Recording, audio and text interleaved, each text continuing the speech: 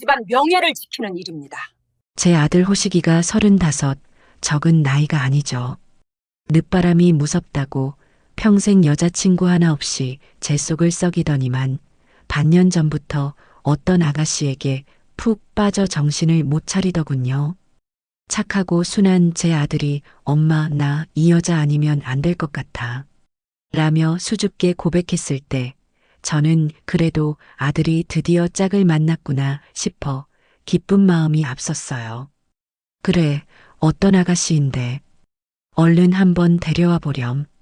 그렇게 며칠 뒤 아들이 드디어 그토록 자랑하던 양민지라는 아가씨를 집에 데리고 왔죠. 문을 열고 들어오는 첫인상은 참 좋았어요. 눈웃음이 어찌나 싹싹한지 보는 사람 마음을 다 녹일 것 같더군요. 손에는 또 얼마나 비싼 한우 세트를 들고 왔는지 요즘 젊은 아가씨들답지 않게 예의도 바르다고 생각했어요. 어머님 말씀 많이 들었어요. 정말 미인이시네요. 아이고 뭘. 어서 와요. 민지 씨도 참 예쁘네. 우리는 거실 소파에 마주 앉아 차를 마셨어요. 호식이는 뭐가 그리 좋은지 입이 귀에 걸려서 제 옆에 바싹 붙어 앉았죠. 민지는 조잘조잘 자기 이야기를 잘도 하더군요. 하지만 대화가 길어질수록 저는 어딘가 모르게 마음 한구석이 불편해지는 것을 느꼈어요. 어머님, 이 소파 진짜 가죽이죠? 너무 푹신하고 좋아요. 저희 집 소파랑은 차원이 다르네요. 아, 그냥 오래돼서 그래요. 아니에요. 어머님은 감각이 정말 젊으신 것 같아요. 집안 꾸며놓으신 것만 봐도 알겠어요. 칭찬은 고마웠지만 그 눈은 제 가구가 아니라 마치 감정가라도 되는 듯 집안 구석구석을 훑어보고 있었어요. 그러다 대화는 자연스럽게 호식이에게서 들었다는 제 이야기로 넘어갔죠. 호식이 오빠한테 들었어요. 이 근처에 건물도 하나 갖고 계신다고. 어머님, 혼자 관리하시기 너무 힘드시겠어요. 순간 제 아들의 가벼운 입이 원망스러워졌어요. 저는 그저 웃으며 손사래를 쳤죠. 아이고, 건물이랄 것도 없어요. 그냥 작은 상가 건물이라. 월세 받아도 이리저리 수리비로 나가는 게 더 많아요.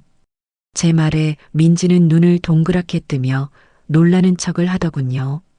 어머, 정말요? 그래도 이 동네가 워낙 비싼 동네잖아요. 제 친구가 이 근처 상가에서 작은 가게를 하는데 월세가 정말 장난이 아니라고 하더라고요.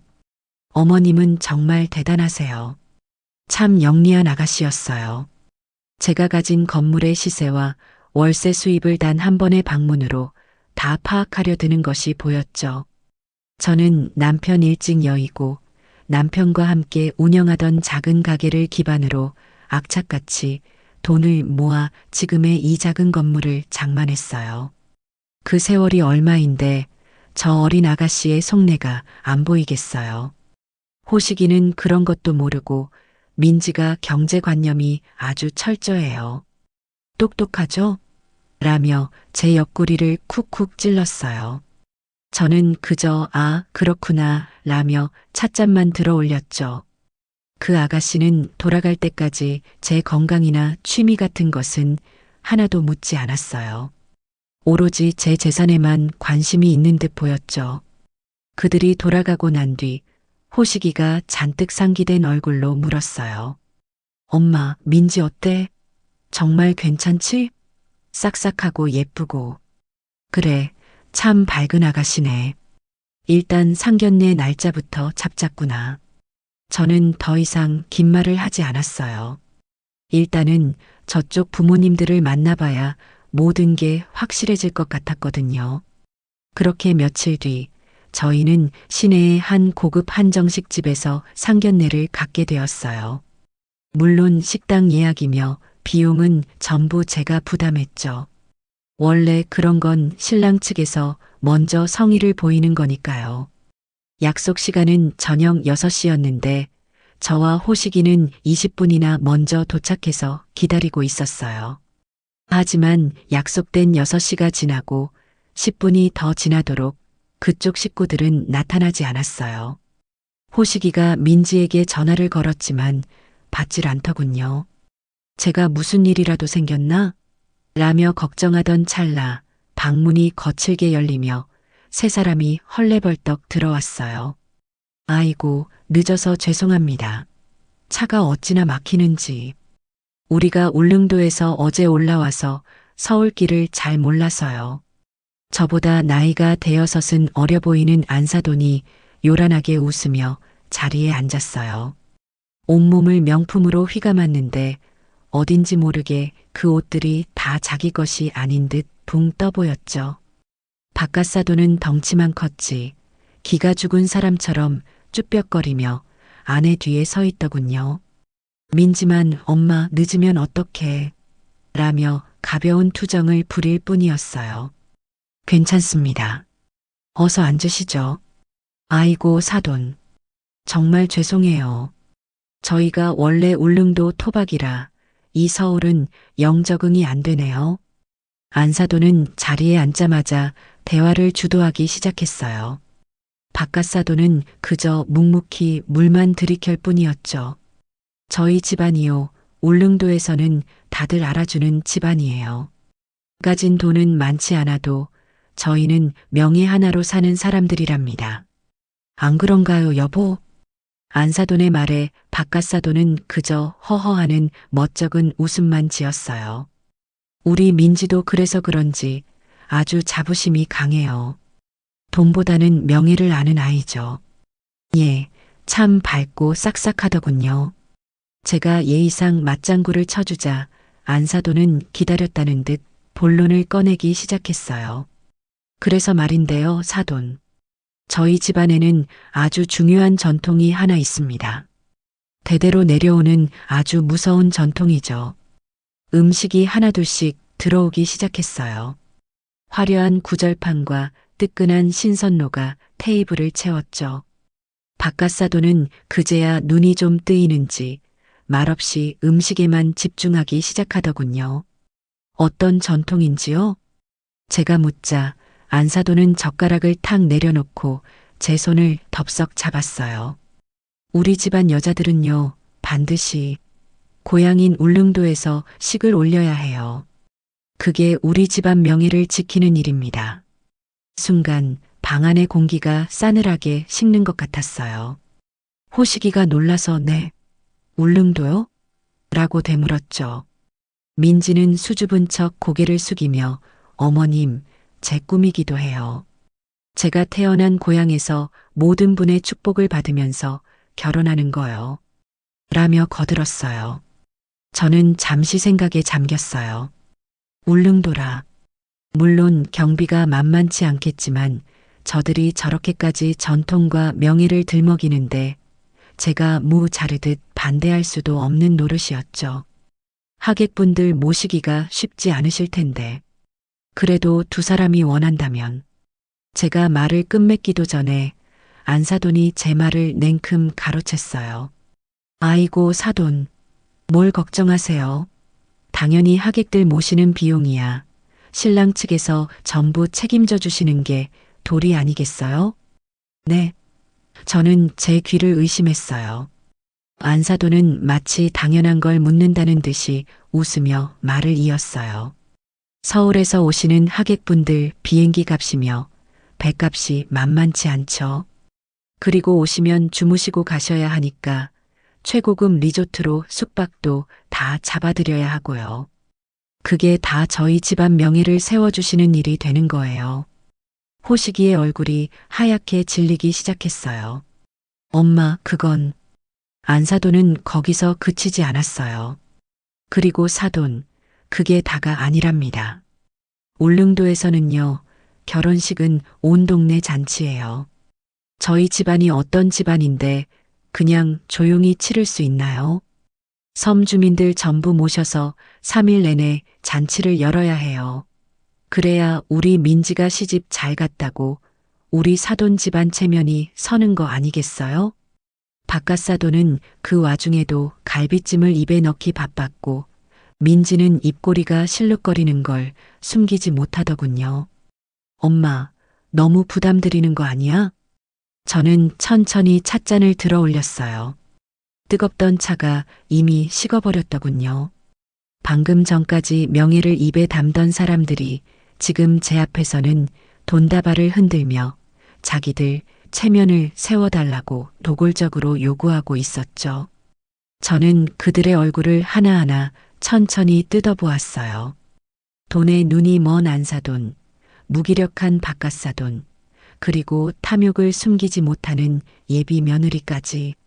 저는 찻잔을 조용히 내려놓고 그들을 향해 희미하게 웃어 보였습니다. 참 대단한 전통이네요.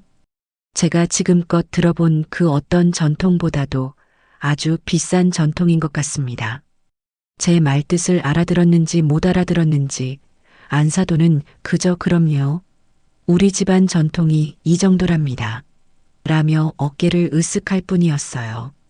그 뻔뻔한 얼굴을 마주하며 저는 이 기막힌 상견례가 아주 긴 싸움의 시작이 될 것임을 직감했습니다. 그 요란했던 상견례가 끝나고 집으로 돌아오는 차 안에서 아들 호식이는 단 한마디도 하지 않았어요. 운전대를 잡은 아들의 굳은 얼굴을 보며 저도 입을 떼지 않았죠. 집에 도착해서 제가 먼저 씻고 나오자 아들은 여전히 거실 소파에 멍하니 앉아 있더군요. 호식아, 피곤할 텐데 너도 어서 씻으렴. 엄마, 왜 그러니? 민지 원래 저런 애 아니에요. 정말 착하고 순한 애예요. 그 말이 제 마음을 가장 아프게 찔렀어요. 제 아들은 아직도 저를 설득하고 싶어 했죠. 그래, 내 눈에는 그렇게 안 보였는데. 내 눈에는 자기들이 원하는 걸 얻어내려고 명예니, 전통이니, 그럴듯한 포장지를 가져온 사람들로 보였단다. 엄마, 어떻게 그렇게 말해요? 호식이가 버럭 소리를 질렀어요. 평생 저한테 언성 한 번 높인 적 없던 아들이었죠. 민지가 나한테 다 설명했어요. 울릉도라는 곳이 얼마나 폐쇄적이고 체면을 중시하는지. 민지네 집안이 거기서 대대로 살아온 유지인데 딸 결혼식을 서울에서 조용히 치른다고 하면 그건 그 집안 전체가 망신당하는 거래요. 특히 장인 되실 분이 그 명예를 목숨처럼 생각하신대요. 명예라. 상견례 내내 갈비찜만 뜯던 그 무기력한 얼굴이 떠올라 실소가 나왔지만 저는 꾹 참았어요. 지금 아들에게 사실을 말해봤자 아들은 민지의 편에 서서 저와 맞설 게 뻔했거든요. 그래서 그 명예를 지키는 비용이 수억 원이라는 거니? 호식아, 너는 그 돈이 우리 집에 있다고 생각해서 민지 편을 드는 거야? 아니면 정말 그게 명예라고 생각해서 편을 드는 거야? 제 질문에 아들은 대답을 못했어요. 엄마가 평생 모은 돈이 그 사람들 명예 세워주는데 쓰여야 할 만큼 가벼운 거니? 나는 그렇게 생각 안 하는데. 민지가 이건 다 우리 집안, 그러니까 엄마 체면을 보고 하는 거래요. 사돈댁에서 이 정도 성의도 안 보이면 나중에 엄마가 울릉도에서 무시당할 수도 있대요. 기가 막혔죠. 이제는 제 체면까지 들먹이더군요. 저를 위하는 척하며 제 돈을 쓰게 만들려는 속셈이 너무 뻔히 보였어요. 그래, 그럼 그 명예라는 게 도대체 얼마나 대단한 건지 내가 직접 한번 봐야겠다. 다음 날 아침 저는 호식이가 보는 앞에서 안사돈에게 전화를 걸었어요. 일부러 스피커폰으로 바꿔놓고 신호를 보냈죠. 어머, 사돈. 안녕하세요. 어제 잘 들어가셨어요? 아이고, 저희가 너무 무리한 부탁을 드린 건 아닌지 모르겠네요. 수화기 너머의 목소리는 어제보다 한층 더 살가워져 있었어요. 사부인, 잘 들어가셨군요. 다름이 아니라 어제 말씀하신 결혼식 건으로 의논 드릴 게 있어서요. 네네, 말씀하세요. 우리 민지가 사돈 뵙고 와서 얼마나 어머님 칭찬을 하던지. 정말 교양 있으시고 기품이 넘치신다고. 감사합니다. 그래서 말인데요, 사부인. 어제 말씀하신 울릉도 결혼식 말입니다. 네. 그게 저희 집안에서 제일 중요한. 그렇게 중요하고 큰일일수록 저희도 정성을 다해야죠. 안 그렇습니까?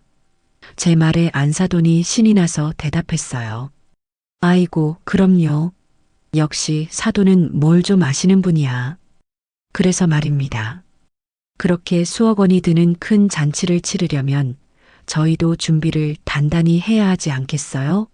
제가 호식이랑 이번 주말에라도 당장 울릉도에 들어가서 사부인 말씀하신 식장이며 리조트며 제 눈으로 직접 좀 확인하고 계약을 하고 싶은데요. 사부인께서 시간 좀 내주실 수 있으신지요? 제 말이 끝나자마자 수화기 너머에서 순간 정적이 흘렀어요. 한 10초쯤 지났을까요? 안사돈의 당황한 목소리가 들려왔죠. 네. 오신다고요? 울릉도에? 네. 그렇게 큰 돈이 드는 일인데 제가 직접 보지도 않고 진행할 수는 없죠. 그게 부모된 돌이 아니겠어요? 사부인께서 좋은 곳으로 다 알아봐 주셨겠지만 저도 제 눈으로 확인을 해야 마음이 놓일 것 같아서요.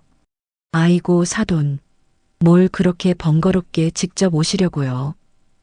안사돈의 목소리가 갑자기 한 톤 높아졌어요. 울릉도가 뱃길이 얼마나 험한데요. 사돈 연세에 배 타시면 멀미 나서 고생하셔요. 아이고 안 돼요 안 돼. 저희가 알아서 다 할게요. 저는 웃음을 참으며 말했어요. 괜찮습니다, 사부인. 제가 아직 그렇게 약하지 않아요. 그리고 제 아들 장가 보내는 일인데 그 정도 고생이야 당연히 해야죠. 마침 호식이도 주말에 시간이 된다고 하니 저희가 토요일 아침 배로 들어가겠습니다. 사부인께서 마중만 좀. 아니, 사돈, 진짜 왜 이러세요? 안사돈이 갑자기 버럭 소리를 질렀어요. 어제 상견례 자리에서의 교양 있는 모습은 온데간데 없었죠. 저희가 지금 집안일로 좀 바빠요. 바깥사돈 일도 좀 그렇고 아이고 됐어요. 그냥 저희가 다 알아서 할게요. 사돈은 그런 거 신경 쓰지 마시고요.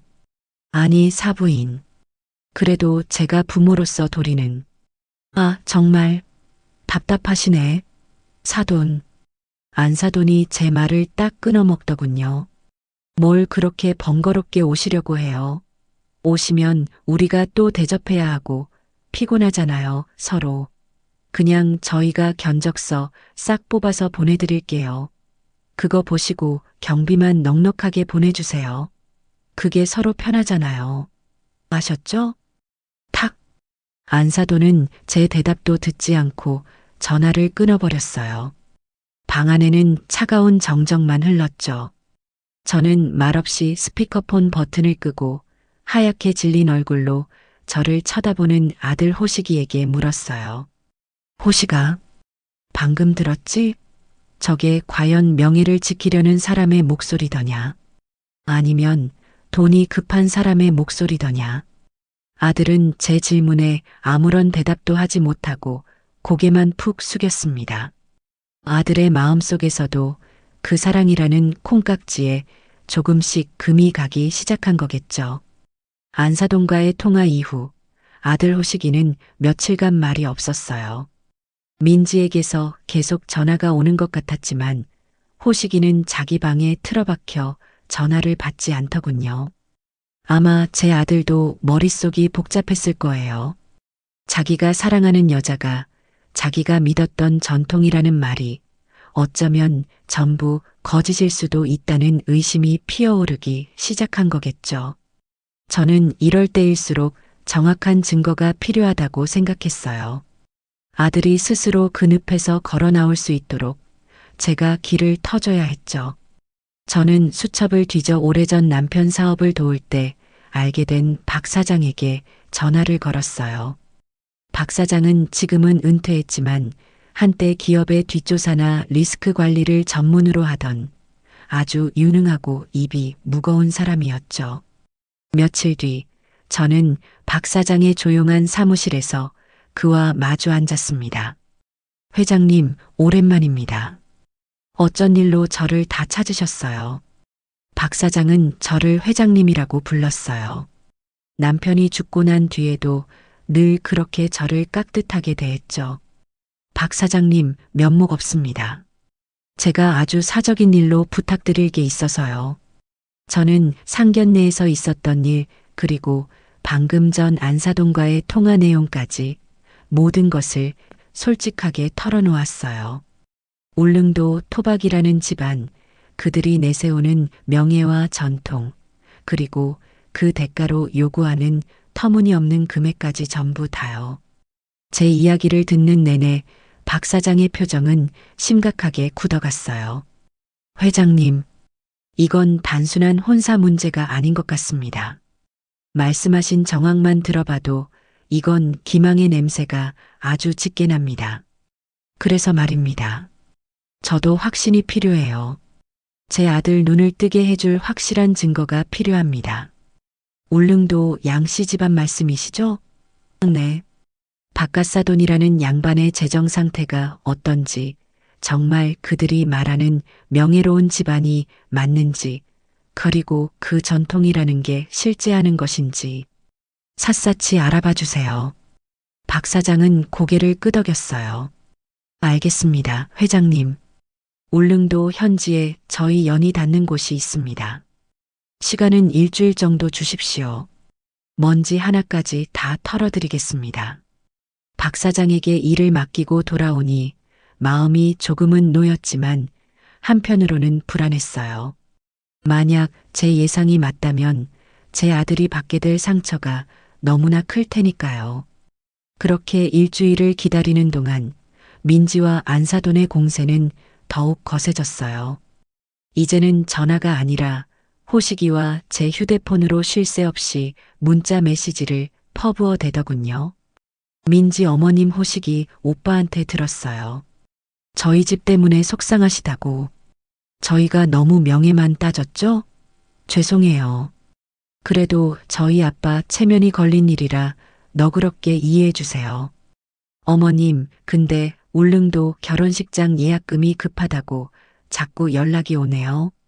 일단 5천만 원만 먼저 보내주시면 안 될까요? 저는 그 문자에 실소를 터뜨렸어요. 죄송하다는 말 뒤에 결국 돈 이야기가 붙어 있었죠. 저는 그 문자에 답장하지 않았어요. 그러자 이번에는 안사돈에게서 문자가 왔죠. 사돈, 바빠서 전화 못했네요. 근데 식장 예약금이 급하다고 자꾸 보채네요. 애들 결혼식 망칠 일 있어요? 사돈이 지금 저 못 믿으시는 거예요? 지금 우리 명예를 의심하시는 거예요? 정말 서운하네요. 일단 5천만 원만 먼저 좀 보내주세요. 급한 불부터 꺼야죠. 협박과 회유를 교묘하게 섞은 문자였어요. 저는 이 문자에 짧게 답장을 보냈죠. 나 사부인, 계약서도 없이 5천만 원이라는 큰 돈을 어떻게 보냅니까? 제가 곧 울릉도에 들어가서 제 눈으로 식장을 확인하고 그 자리에서 직접 지불하겠습니다. 그게 순리입니다. 제 답장을 받았는지 안사돈은 그 뒤로 한동안 아무런 연락이 없었어요. 아마도 직접 확인한다는 제 말이 상당히 거슬렸던 거겠죠. 그리고 정확히 일주일 뒤 박 사장에게서 연락이 왔어요. 두꺼운 보고서 봉투를 들고 박 사장이 직접 저희 집을 찾아왔죠.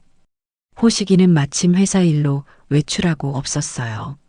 저는 서재에서 박 사장과 마주 앉아 봉투를 열었어요. 회장님, 결론부터 말씀드리겠습니다. 박 사장의 표정은 아주 어두웠어요. 회장님의 예상이 전부 맞았습니다. 아니, 그보다 훨씬 더 심각합니다. 저는 마른 침을 삼키며 보고서의 첫 장을 넘겼어요. 1. 박갓사돈 양만철 재정 상태. 그는 10년 전까지만 해도 울릉도에서 꽤 큰 오징어잡이 배를 운영했던 것이 맞더군요. 하지만 거기까지였어요. 무리하게 중국 불법 어선과 손을 잡고 투기성 조업을 하다가 적발되어 수억 원의 벌금을 물었어요. 그 손해를 만회하려고 오징어 가공 사업에 뛰어들었다가 유통사기를 당해 완전히 파산했더군요. 현재 총 채무액은 약 12억 원. 울릉도에 있는 집과 배는 이미 오래전에 경매로 넘어가기 직전이고 지금은 사채까지 끌어다 쓴 상태였어요. 그는 유지가 아니라 울릉도에서 소문난 채무자였습니다. 이 집안 평판 및 명예. 박 사장이 현지 주민들을 탐문한 결과는 더 기가 막혔어요. 명예는커녕 망신의 대명사더군요. 동네 사람들 증언이 적나라하게 적혀 있었어요. 그 집안요? 빚받으러 오는 사람들만 줄을 섰지. 허풍만 세고 속은 텅텅 비었어. 안 사돈 되는 그 여자? 읍내 찻집에서 커피 한 잔 마시고도 외상 달아놓고 안 갚는 사람이야. 그 딸, 아주 어릴 때부터 속이 능구렁이었지. 서울 가서 돈 많은 남자 하나 제대로 물었다고 동네방네 자랑하고 다니던데. 그게 그 집이었구먼. 3. 울릉도 결혼식 전통의 실체. 이것이 활용점정이었죠. 박 사장이 울릉도 향토사 연구가와 동네 최고령 어르신들까지 만나 확인한 결과 양씨 집안에 그런 전통은 단 한 번도 존재한 적이 없었어요. 오히려 그 집안은 대대로 가난해서 늘 돈 없이 야반도주를 하거나 배가 맞아 애부터 낳고 살림을 학치는 경우가 대부분이었다고 해요. 그들이 말한 전통과 명예는 12억 원의 빚을 갚기 위해 만들어낸 새빨간 거짓말이었던 거죠. 저는 보고서를 덮고 눈을 감았어요. 분노보다도 더 차가운 무언가가 제 속에서 치밀어 올랐죠. 이건 단순한 사기 혼인이 아니었어요. 이건 제 아들 호식이의 인생을 통째로 담보로 잡고 제 전 재산을 빨아먹으려 한 계획적인 범죄였어요. 회장님, 괜찮으십니까? 박 사장님, 정말 고생 많으셨습니다. 이제 어떡하실 생각이십니까? 당장 호식이 군에게 이 사실을. 저는 고개를 저었어요. 아닙니다. 지금 호식이에게 이 보고서를 보여주면 아들은 충격에 무너질 거예요. 민지를 원망하기보다 이 사실을 파헤친 저를 원망하게 될지도 모르죠. 저는 이 증거를 쓸 결정적인 순간을 기다려야 했어요. 아들 호식이 스스로 민지의 본 모습을 깨닫고 제게 도움을 요청할 바로 그 순간 말이에요. 박 사장님, 이 보고서는 제가 잘 가지고 있겠습니다. 그리고 한 가지만 더 준비해 주십시오. 저는 박 사장에게 제 두 번째 계획을 조용히 속삭였어요. 그들은 돈을 원했죠. 그렇다면 저는 그들이 원하는 돈으로 절대 빠져나올 수 없는 완벽한 덫을 놓을 생각이었습니다. 보고서를 받고 며칠 뒤 그동안 잠잠했던 민지에게서 연락이 왔어요.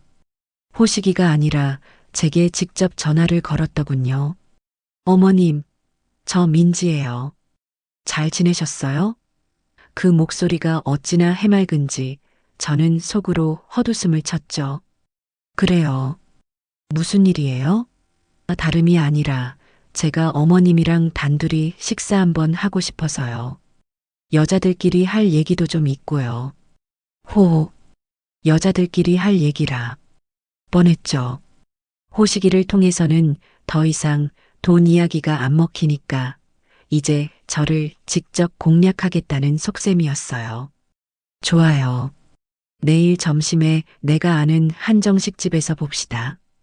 다음 날 약속 장소인 고급 한정식집에 민지가 먼저 와서 저를 기다리고 있더군요. 오늘은 또 어디서 빌려 입었는지 머리부터 발끝까지 화려한 명품으로 치장하고 있었어요. 어머님 오셨어요? 이 집 분위기 너무 좋네요. 우리는 조용한 방으로 안내받았어요. 민지는 메뉴판을 보자마자 가장 비싼 일인 20만 원짜리 코스 요리를 주문하더군요. 물론 제가 산다는 전제하에 하는 행동이었죠. 어머님, 이런데 자주 오세요? 저는 호식이 오빠랑 연애할 땐 이런데 꿈도 못 꿨어요. 오빠가 워낙 검소해서 저건 제 아들을 칭찬하는 게 아니었어요. 제 아들이 돈이 없어서 자기가 이런 대접을 못 받았다는 교묘한 불평이었죠. 검소한 게 좋은 거죠. 낭비하는 것보다야 100번 낫지 않아요? 아유, 그렇긴 한데 여자는 또 가끔 이런 호사도 누려야 기분 전환이 되잖아요. 음식이 한두 가지 들어오고 민지는 슬슬 본론을 꺼내기 시작했어요. 저기 어머님, 저희 결혼하면 어디서 살아야 할까요? 그야 지금 호식이 사는 오피스텔에서 시작하면 네. 어머님, 민지가 갑자기 포크를 탁 소리나게 내려놓았어요. 어머님, 저 거기서 못 살아요. 솔직히 너무 좁아요. 신혼살림 들릴 데도 없고 나중에 애라도 생기면 어떡해요? 그리고 거긴 보안도 너무 안 좋아요. 밤에 혼자 있으면 무섭단 말이에요. 저는 그저 말없이 민지를 쳐다보았어요. 드디어 시작이구나. 그래서 생각해둔 곳이라도 있어요? 제 질문에 민지는 기다렸다는 듯 제 쪽으로 몸을 바싹 당겨 앉았어요. 어머님, 저도 다 생각이 있어요. 여자는 안정이 돼야 내조도 잘하는 거거든요. 제 친구들이 다 강남 사는데 거기가 애들 교육에도 그렇게 좋대요. 그리고 보안도 철저하고 사생활 보호도 잘 되고요. 민지가 숨을 한번 고르고 제 눈을 똑바로 쳐다보며 말했어요. 어머님, 이왕 해주실 거 강남에 있는 걸로 아파트 하나만 딱 해주시면 안 될까요? 어머님 능력이면 그 정도는 충분히 되시잖아요. 수십억짜리 아파트를 마치 시장에서 콩나물 사듯 말하는 그 뻔뻔함에 혀를 내두를 지경이었죠. 강남 아파트라 그건 호식이랑은 상의해 봤어요? 에이, 오빠는 어머님 뜻에 따른다고 하죠. 어머님, 그리고 제 부탁이 하나 더 있어요. 부탁이요? 민지가 목소리를 낮추며 아주 비밀스러운 이야기라도 하는 듯 속삭였어요. 이왕 해주실 거 제 단독 명의로 해주셨으면 좋겠어요. 이젠 놀랍지도 않았어요. 단독 명의요? 그건 또 왜요? 어머님, 민지가 제 손을 덥석 잡았어요. 그래야 저도 내가 이 집 주인이구나 하는 진짜 안정감이 들죠. 그리고 이건 정말 솔직히 말씀드리는 건데요. 그래야 호식이 오빠가 나중에 딴 생각 못 하잖아요. 남자들 재산 다 자기 앞으로 되어 있으면 꼭 딴짓한다는 말도 있고 전 물론 우리 오빠를 믿죠. 믿지만 그냥 일종의 안전장치죠. 호호. 저는 저를 위하는 척, 제 아들을 위하는 척하며 자기 입속을 차리려는 그 모습이 역겨울 정도였어요. 저는 잡힌 손을 스르르 빼내며 웃었어요. 아가, 참 생각이 깊네요. 아주 꼼꼼해. 그쵸? 어머님? 그런데 말이죠, 아가. 요즘은 그렇게 한 사람 앞으로 다 해주지 않아요. 그게 오히려 나중에 더 큰 문제를 만들 수 있거든요. 네. 호식이랑 아가, 두 사람 공동 명의로 하는 게 기본이란다. 그게 서로에게 우리는 하나다, 서로를 믿는다는 진짜 믿음을 주는 행동이지. 제 말이 끝나자마자 민지의 얼굴에서 그 살갑던 미소가 싹 사라졌어요. 공동 명의요? 민지의 목소리가 싸늘하게 변했죠. 어머님, 지금 저 못 믿으시는 거예요? 제가 그 집 팔아먹고 도망갈 사람으로 보이세요? 그런 뜻이 아니긴 뭐가 아니에요. 민지가 갑자기 소리를 높였어요. 너무 서운해요. 제가 어머님한테 잘 보이려고 호식이 오빠 내조하려고 얼마나 노력했는데요. 울릉도 결혼식도 다 어머님 체면 세워드리려고 우리 집안 명예 때문에 억지로 하는 건데 저한테 고작 아파트 공동 명의요? 이건 저를 가족으로 인정 안 하신다는 거잖아요. 눈 깜짝할 사이에 눈물이 그렁그렁 맺히더군요. 연기력이 아주 대단해. 민지는 핸드백을 거칠게 집어들고 자리에서 일어났어요. 이 결혼 못하겠어요. 아니, 안 해요. 호식이 오빠한테는 어머님이 저를 이렇게까지 무시하고 돈 몇 푼 아까워서 며느리 하나 못 믿는다고 그렇게 똑똑히 전해주세요. 민지는 그렇게 소리를 지르고 방을 나가버렸어요. 물론 40만 원이 넘는 밥값은 계산대 위에 그대로 남겨둔 채로 말이죠.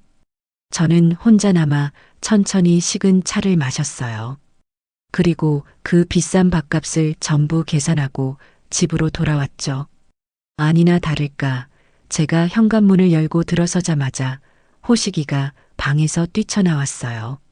얼굴이 새빨갛게 상기되어 있었죠. 엄마, 도대체 민지한테 무슨 말 했어요? 걔 지금 전화 와서 울고불고 난리 났어요.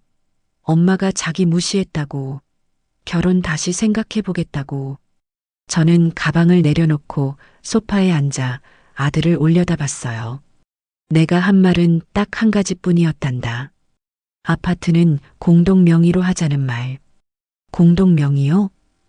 호식이가 기가 막힌다는 듯이 되물었어요. 아니, 엄마. 지금 그게 문제예요? 민지가 얼마나 상처받았는지 몰라요? 걔가 바라는 건 그냥 믿음이었대요. 엄마가 자기를 진짜 가족으로 믿어준다는 증표. 근데 엄마가 그걸 매정하게 거절했잖아요. 저는 제 아들이 이렇게까지 어리석다는 사실에 화가 나기보다 슬퍼졌어요. 호식아, 그럼 너는 믿음을 수십억짜리 강남 아파트 단독 명의로 증명해야 한다고 생각하니? 그게 정말 민지가 말하는 사랑이고 믿음이니? 그럼 엄마는?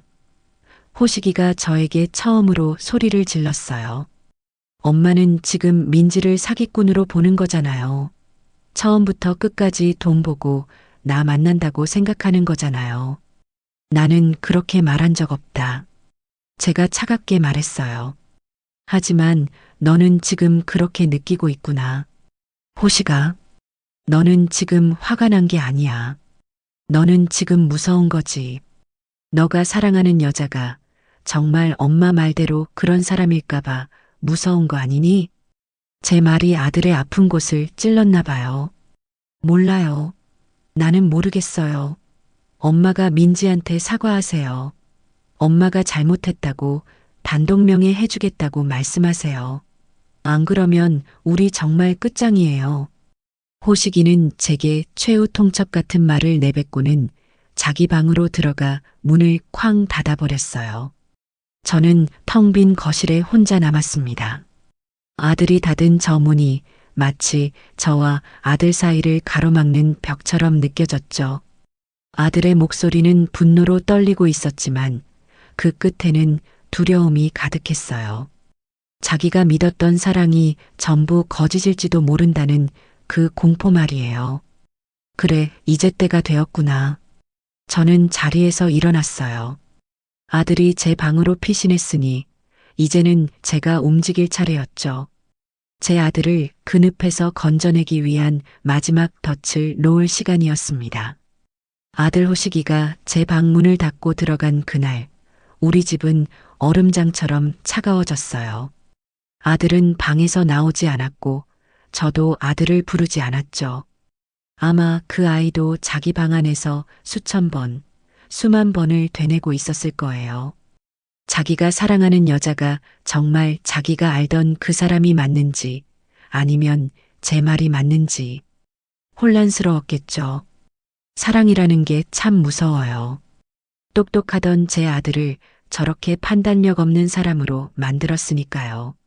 저는 그저 기다렸습니다.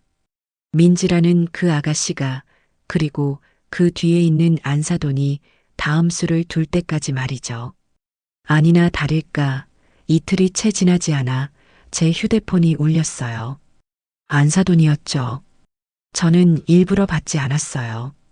신호가 끊어지고 다시 울리고 또 끊어지고 세 번째 전화가 울렸을 때 저는 거실 소파에 앉아 천천히 통화 버튼을 눌렀습니다.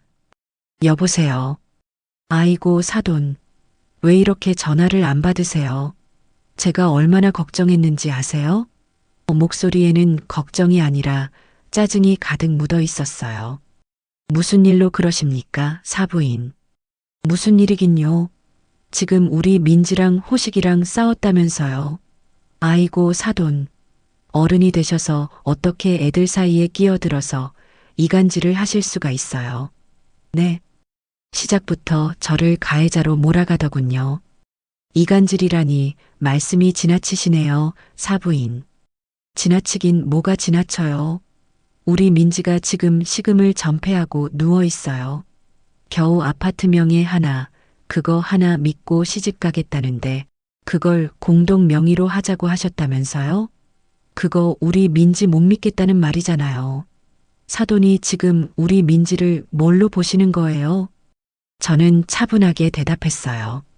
사부인, 집 명의는 신중해야 하는 문제입니다.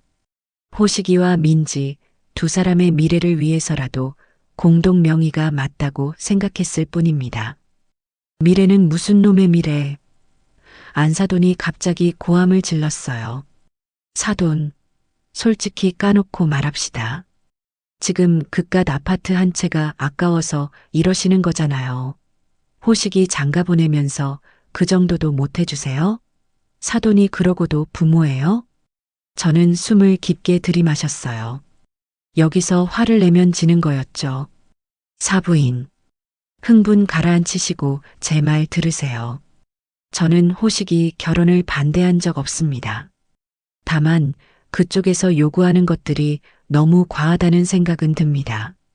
울릉도 결혼식부터 강남 아파트까지. 그게 정말 평범한 혼수라고 생각하십니까? 제 말에 안사돈은 잠시 말을 고르는 듯 했어요. 그러더니 금세 다시 교활한 목소리로 돌아오더군요. 아이고, 사돈. 오해하셨구나. 그게 다 우리 민지가 사돈을 위하는 마음에서 그런 거라니까요. 저를 위한다고요? 그럼요.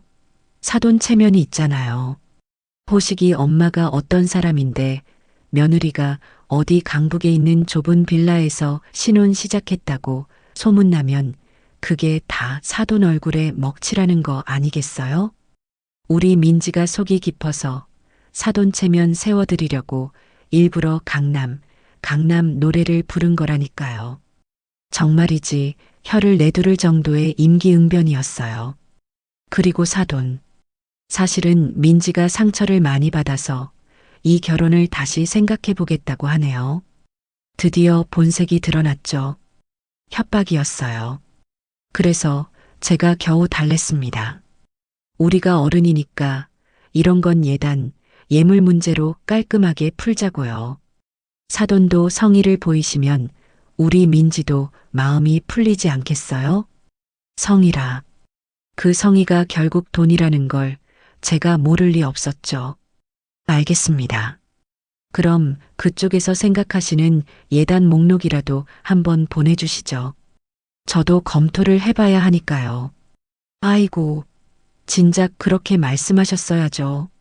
역시 사돈은 말이 통하는 분이야. 안사돈은 신이 나서 말했어요.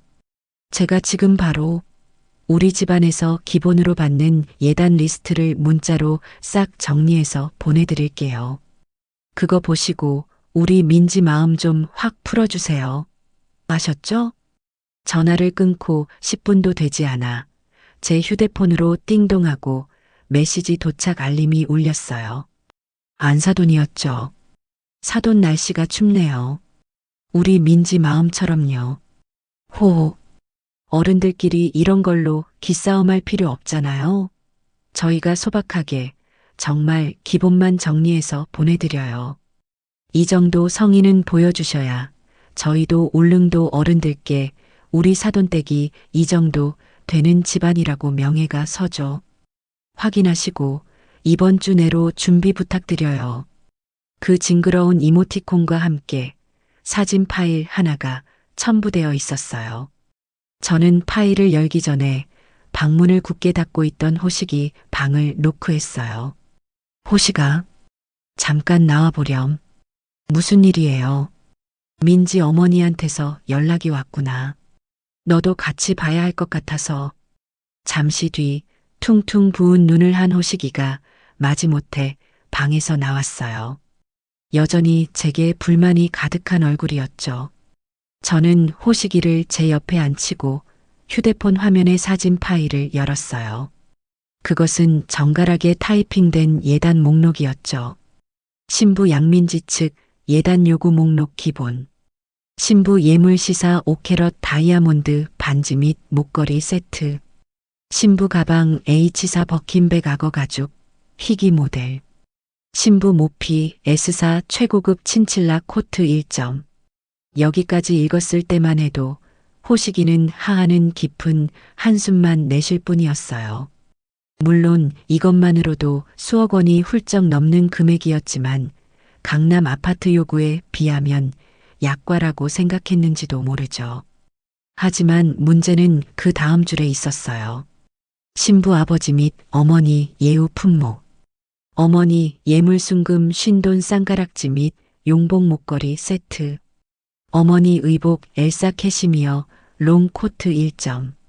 아버지 시계 아사 금장 시계 1점 신랑 것과 동일 등급. 호식이의 입이 벌어지기 시작했어요. 엄마, 이건 너무. 아직 안 끝났단다, 호식아. 저는 스크롤을 맨 마지막으로 내렸어요. 그리고 그곳에는 이 모든 목록을 소박한 기본으로 만들어버리는 가장 충격적인 한 줄이 적혀 있었죠. 특별 요청사항 집안 명예 관련. 바깥사돈 양만철 울릉도 오징어 가공 사업 투자금 1억 원 일시불. 사유 신랑 측의 성의를 보여주는 가장 확실한 방법이며 이는 단순 비용이 아닌 투자임. 사업 성공 시 모든 수익은 호식이와 민지의 미래 자금으로 귀속될 것임. 방 안에는 숨소리조차 들리지 않았어요. 호식이는 화면을 뚫어져라 쳐다보고 있었어요. 그 아이의 눈동자가 지진이라도 난 듯 흔들리고 있었죠. 사업 투자금? 1억 원? 호식이가 떨리는 목소리로 되물었어요. 엄마 이게 무슨 뜻이야? 예단 목록에 왜 사업 투자금이 들어가 있어? 이게 말이 돼?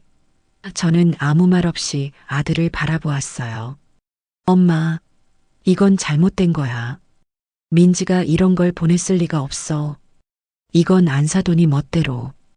호식이는 말을 끝맺지 못하고 떨리는 손으로 자기 휴대폰을 집어들었어요.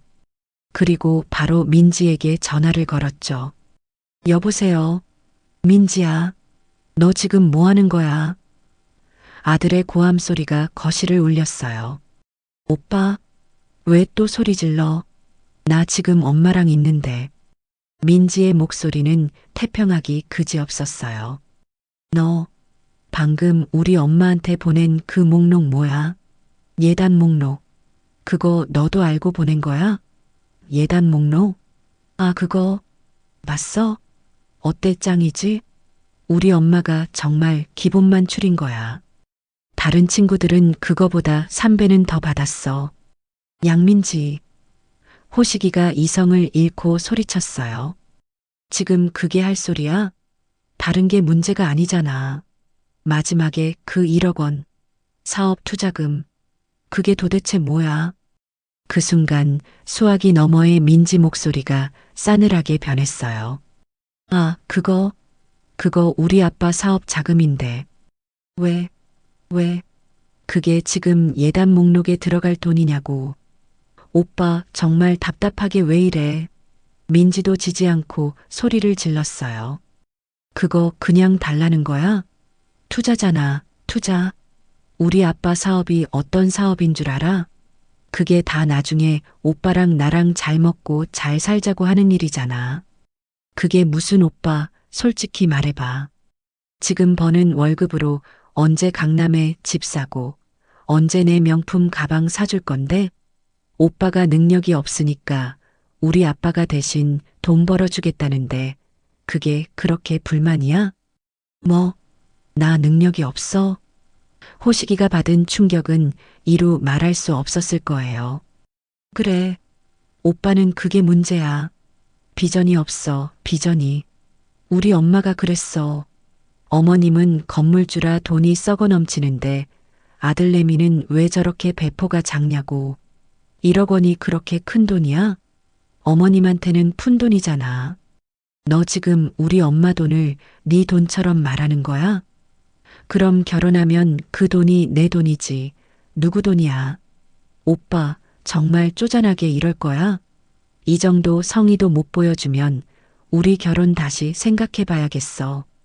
이런 푼돈에 벌벌 떠는 집안이랑은 명예가 안 서서 결혼 못 하겠다. 탁! 민지는 제 할 말만 쏟아내고 전화를 끊어버렸어요. 호식이는 휴대폰을 든 채로 그 자리에 얼어붙었어요. 아들의 손이 부들부들 떨리고 있었어요. 엄마, 내가 뭘 잘못한 거지? 아들의 눈에서 눈물이 툭 하고 떨어졌어요. 나는 그냥 민지를 사랑했는데, 민지가 행복하길 바랐는데, 민지가 나를 능력이 없대요. 우리 집을 푼돈에 벌벌 떠는 집안이래요. 아들은 소파에 주저앉아 얼굴을 감싸쥐었어요. 어른이 된 후 제 앞에서 처음 보이는 눈물이었죠. 그 눈물은 분노도 슬픔도 아니었어요. 그건 배신감이었죠. 자기가 믿었던 모든 것이 무너져 내리는 소리였습니다. 저는 조용히 아들 옆에 앉아 그 작은 등을 토닥여 주었어요. 호시가, 이제 알겠니? 네. 이제 엄마 말이 무슨 뜻이었는지 알겠어? 네. 아들은 한참을 울었어요. 저는 그저 아들이 그 감정을 다 쏟아낼 때까지 기다려 주었죠. 엄마나 어떡해요? 나게를 아직 좋아하는데. 근데 무서워요, 걔가. 걔네 집안이 너무 무서워요. 저는 아들의 어깨를 감싸 안았어요. 걱정 마라, 아들아. 이제부터는 엄마가 나설 차례니까. 제 아들을 구하기 위해서, 그리고 저 뻔뻔한 자들에게 명예의 진짜 대가가 무엇인지 알려주기 위해서 저는 준비해둔 다음 단계로 넘어가야 했습니다. 아들 호식이는 그날 밤 꼬박 밤을 새웠어요. 방에서 민지와 통화하는 소리, 언성을 높이는 소리, 그리고 마지막에는 흐느끼는 소리까지 모두 들렸죠. 하지만 저는 들어가지 않았어요. 그건 제 아들이 스스로 끊어내야 할 감정의 끈이었으니까요. 다음 날 아침 눈이 퉁퉁 부은 아들이 제 앞에 와서 무릎을 꿇었어요. 엄마, 제가 다 잘못했어요. 일어나렴. 무릎은 꿇으라고 있는 게 아니야. 제가 너무 어리석었어요. 엄마 말은 듣지도 않고 사랑에 눈이 멀어서 엄마한테 정말 죄송해요. 됐다. 이제라도 알았으면 된 거야. 호식이는 고개를 들지 못했어요. 엄마, 그런데 저 사람들 어떡하죠? 이대로 결혼 못하겠다고 하면 저 사람들이 우리 집 찾아와서 난리 칠 것 같아요. 민지가 어제 전화로 그랬어요. 이대로 끝나면 세상 끝까지 쫓아가서 망신 줄 거라고. 저는 쓴웃음을 지었어요. 이제야 본색을 제대로 드러내는구나. 호시가, 걱정 마라. 엄마한테 다 생각이 있다. 무슨 생각이요? 저 사람들은 돈 때문에 우리에게 접근했어. 그렇지? 네. 그럼 우리는 그들이 원하는 돈으로 그들을 완벽하게 무너뜨릴 거다. 호식이가 놀라서 저를 쳐다봤어요. 그게 무슨 말씀이세요, 엄마? 일어나렴. 그리고 잘 들어. 이제부터 너도 연기를 좀 해야겠다. 엄마를 도와줘야겠어. 저는 그날 오후 안사돈에게 전화를 걸었어요. 호식이도 제 옆에서 스피커폰으로 그 통화를 함께 들었죠. 여보세요, 사부인. 아이고, 사돈. 연락 주셨네요. 목록은 잘 보셨어요? 우리 민지가 아직도 화가. 사부인. 제가 안사돈의 말을 단호하게 끊었어요. 제가 졌습니다. 네. 뭐라고요? 제가 졌다고요. 아들 이기는 부모 없다는 말 하나 틀린 거 없네요. 우리 호식이가 저 때문에 식음을 전폐하고 죽겠다는데 제가 별 수 있겠어요? 수화기 너머로 안사돈이 숨을 꿀꺽 삼키는 소리가 들렸어요. 저 그럼 사돈? 네. 사부인 뜻대로 다 해드리겠습니다. 어머, 어머머, 진짜요? 사돈, 정말이에요? 안사돈의 목소리가 흥분으로 떨리기 시작했어요. 그럼 그 강남 아파트 단독명예 그것도요? 네. 민지 앞으로 깨끗하게 해주죠. 1억 투자금 그것도 물론이고요.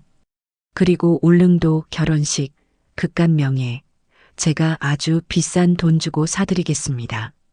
사부인 원하시는 대로 섬이 떠나가라 잔치 한번 열어보죠. 사돈, 아이고 사돈, 제가 이럴 줄 알았어요. 역시 사돈은 통이 크시다니까. 아이고, 우리 민지가 알면 얼마나 좋아할까? 감사합니다. 정말 감사합니다. 안사돈은 거의 울먹이고 있었어요. 물론 기쁨의 눈물이겠지만요. 그런데 사부인, 조건이 있습니다. 네, 조건이요? 안사돈의 목소리에 다시 경계심이 어렸어요. 이렇게 큰 돈이 오가는 일입니다. 저도 제 아들 호식이를 지켜야 하고 사부인도 민지를 지켜야죠. 안 그렇습니까? 무슨 말씀이신지 제 변호사가 그러더군요. 요즘은 이런 큰 재산이 오갈 때 서로를 보호하기 위해서라도 법적인 문서를 남겨야 한다고요. 우리 호식이와 민지가 정식으로 부부가 된다는 전제하에 제가 이 모든 것을 증여하겠다는 일종의 계약서가 필요합니다. 계약서요? 네. 혼전 계약서라고 하더군요. 사부인, 오해는 마세요. 이건 민지를 못 믿어서가 아니에요. 오히려 그 반대죠. 제가 이것들을 다 주겠다고 법적으로 약속을 하는 거니까요. 이건 민지를 위한 안전장치예요. 제가 나중에 딴말 못하게 못을 박는 서류죠. 어때요? 제 말에 안사돈은 잠시 고민하는 듯 했어요. 계약서라는 말은 껄끄럽지만 민지를 위한 안전장치와 내가 딴말 못하게 하는 서류라는 말이 그들의 탐욕을 자극했을 거예요. 모 사돈께서 그렇게까지 하시겠다는데 저희야 좋죠. 그럼요. 법적으로 딱 정해놓으면 저희도 마음이 편하죠. 호호. 그럼 내일 당장 저희 변호사 사무실에서 뵙죠. 박갓사돈과 민지도 꼭 함께 나오셔야 합니다. 증여받는 당사자들이니까요. 네, 그럼요. 내일 10시에 당장 가겠습니다. 전화를 끊고 저는 호식이를 바라봤어요. 엄마 정말 괜찮으시겠어요? 호식아, 엄마가 말했지. 우리는 돈으로 그들을 무너뜨릴 거라고. 내일 내가 그 계약서의 증인이 되어야 한다. 다음 날 아침 저는 박 사장이 소개해준 기업 간의 분쟁과 사기 사건을 전문으로 다루는 김앤최 법률사무소의 최 변호사 사무실에 먼저 도착해 있었어요. 호식이도 긴장된 얼굴로 제 옆에 앉아 있었죠. 정확히 10시 사무실 문이 열리고 세 사람이 들어섰어요. 안사돈, 박갓사돈, 그리고 민지. 세 사람의 얼굴은 그야말로 승리자의 표정이었어요.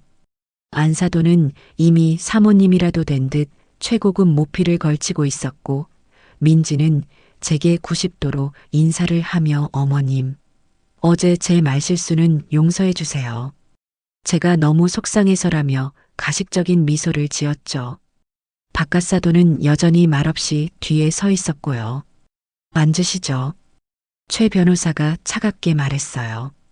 저는 고영자 여사님의 법률 대리인을 맡은 최철중 변호사입니다. 오늘 작성할 혼전 계약서에 대해 설명해 드리겠습니다. 최 변호사는 준비한 서류를 그들 앞에 한 부씩 나눠주었어요. 본 계약서는 고영자 여사님께서 아들 김호식 군과 양민지 양의 혼인을 전제로 신부 양민지 양에게 다음과 같은 재산을 증여할 것을 약속하는 법적 문서입니다. 안사돈과 민지는 서류를 받아들고는 다른 내용은 읽지도 않고 증여 목록 항목에만 시선을 고정시켰어요. 증여 재산 목록. 서울시 강남구 아파트 한 채 105제곱미터. 현 시세 30억 원. 명예 양민지 단독. 울릉도 결혼식 관련 제반 비용 일체 하객 운송비, 숙박비, 피로연 비용 등 약 5억 원 추산. 바깥사돈 양만철 사업 투자금 명목 1억 원 일시불. 어머 세상에.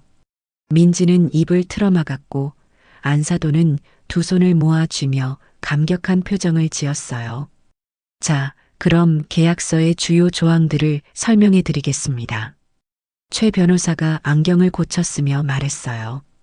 다른 내용은 일반적인 증여 계약과 동일합니다.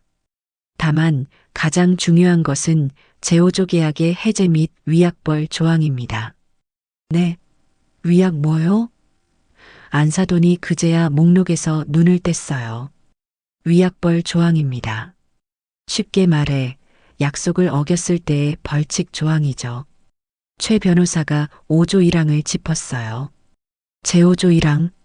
본 계약은 두 사람의 법적 혼인 신고가 완료되는 시점에 효력이 발생합니다. 만약 두 사람의 중대한 귀책 사유로 인해 파혼에 이를 경우 본 계약은 즉시 무효가 됩니다. 안사돈이 웃으며 말했어요. 아이고, 당연하죠. 우리 민지가 무슨 잘못을 하겠어요? 호호. 최 변호사는 안사돈의 말을 무시하고 다음 조항을 읽어내려갔어요. 그리고 제5조 2항입니다. 잘 들으십시오. 만약 본 혼인이 신부 측양 민지, 안사돈, 바깥사돈 포함의 적극적인 기망행위, 즉 사기 또는 재산상의 이득을 취하기 위한 부당한 요구가 발각되어 파혼에 이르게 될 경우 신부 측은 본 계약의 효력 무효는 물론 신랑 측 고영자의 입은 정신적, 물질적 피해에 대한 보상으로 최 변호사가 잠시 멈추고 그들의 눈을 똑바로 쳐다봤어요.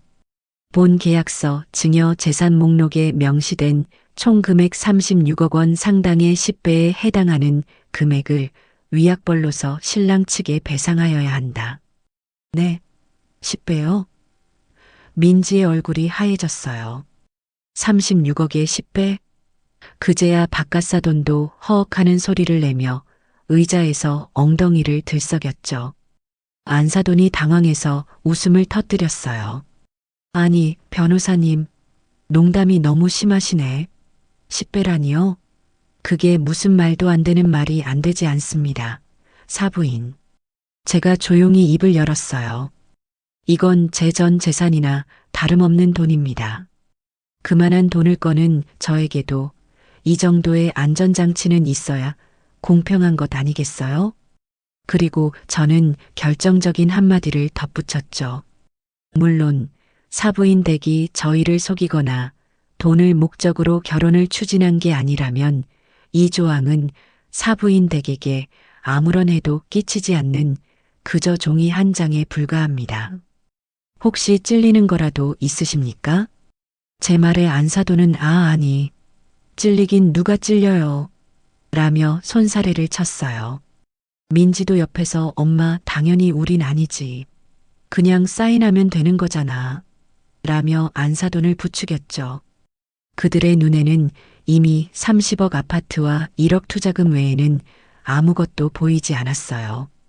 10배의 위약금 조항은 자기들과는 상관없는 일이라고 애써 무시하고 있었죠. 좋습니다. 저희는 떳떳하니까요. 당연히 서명해야죠. 이런 걸로 우리 명예를 의심하시면 곤란합니다. 사돈. 안사돈은 자기가 먼저 펜을 집어들어 서명란에 이름을 휘갈겼어요. 민지야, 너도 하고. 여보, 당신도 증인으로 서명해요. 우리가 이렇게 떳떳하다는 걸 보여드려야지. 민지와 바깥사돈까지 세 사람 모두 계약서의 모든 페이지마다 간인을 찍고 마지막 서명란에 이름을 적어 넣었어요. 최 변호사가 계약서 3부를 확인하고 그들에게 한 부를 건네주었죠. 자, 그럼 계약은 성립되었습니다. 안사돈은 계약서를 마치 보물단지처럼 가방 깊숙이 넣으며 환하게 웃었어요. 아이고 사돈, 이제 정말 한가족이네요. 우리 민지 잘 부탁드립니다. 네, 사부인. 이제 정말 돌이킬 수 없게 되었네요. 저는 그들을 보며 의미심장한 미소를 지었습니다. 그들은 자신들이 360억 원짜리 시한폭탄에 스스로 서명했다는 사실은 꿈에도 모른 채 의기양양하게 변호사 사무실을 떠났습니다.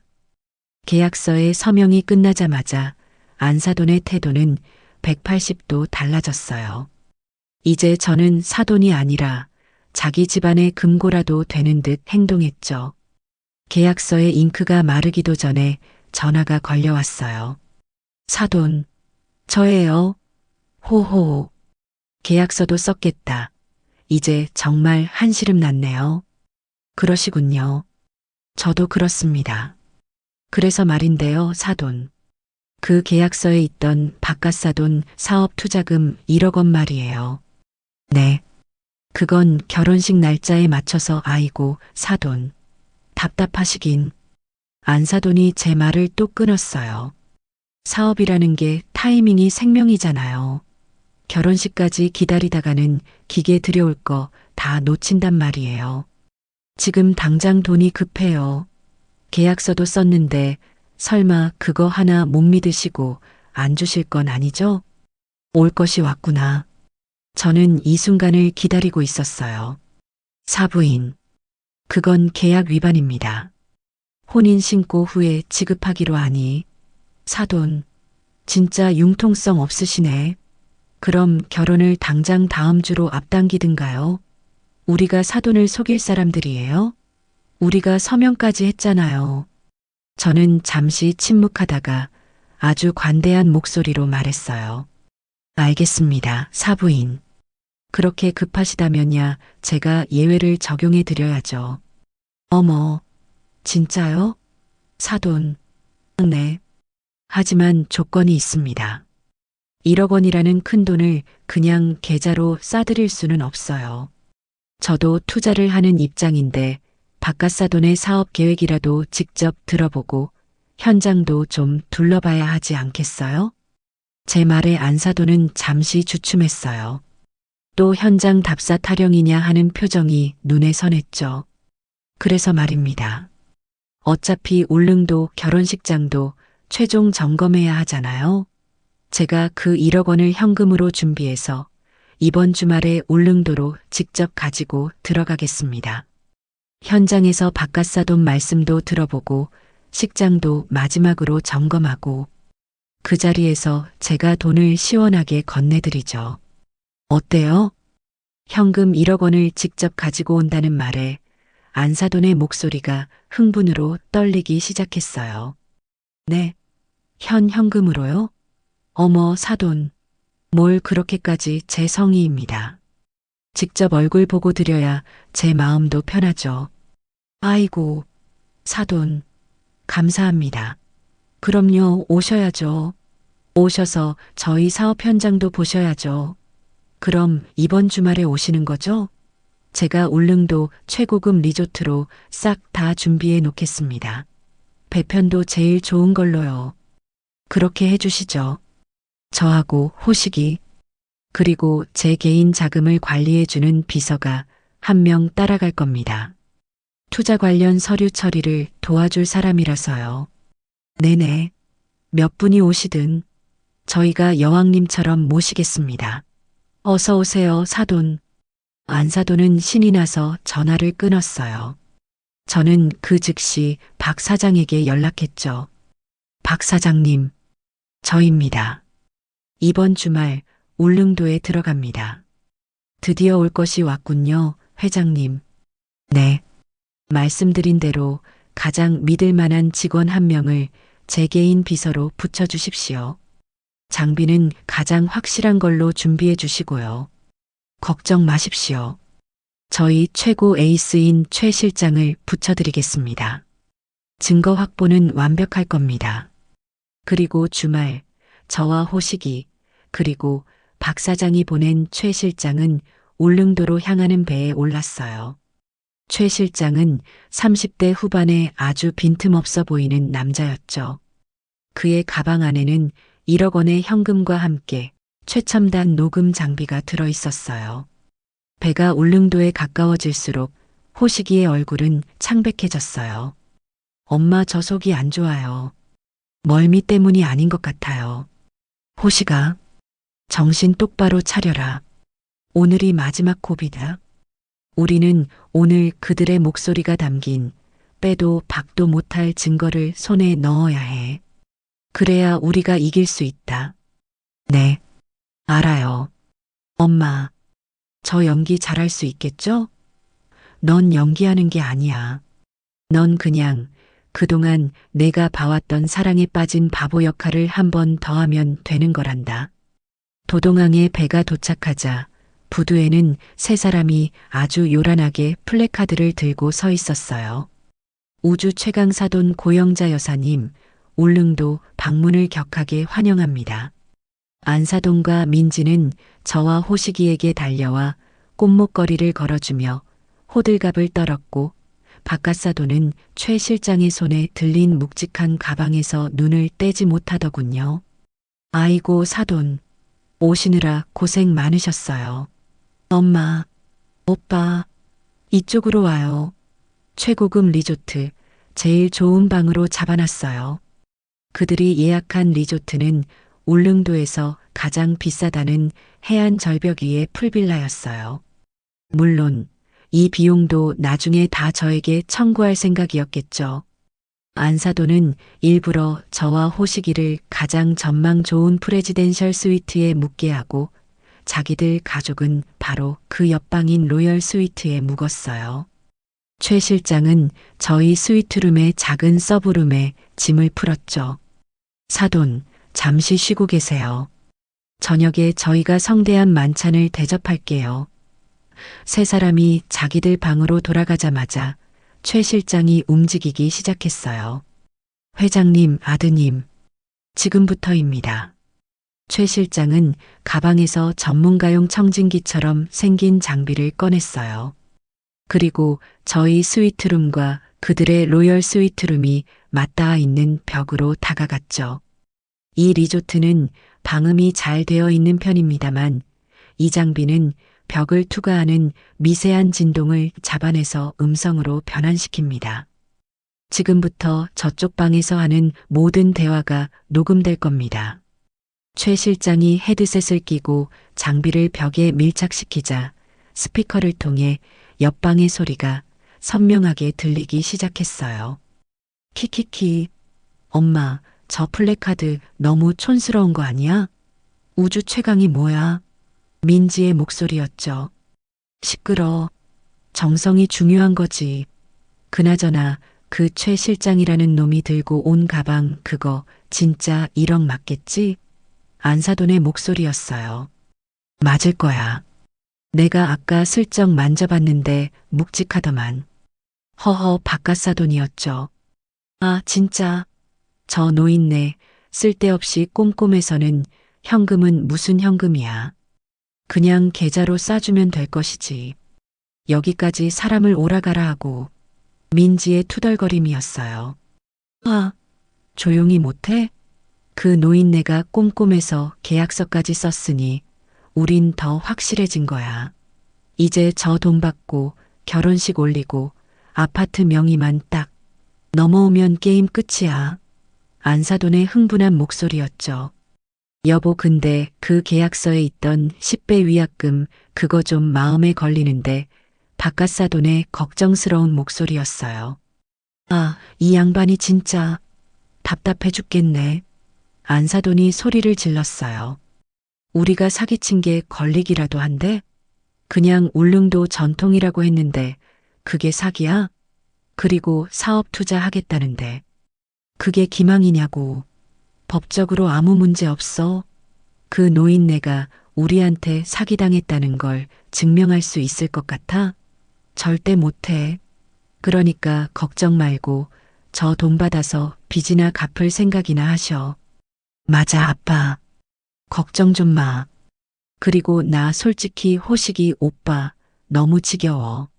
민지의 목소리였어요.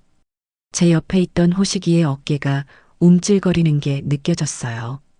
걔는 무슨 재미가 하나도 없어. 맨날 엄마 엄마. 지긋지긋해.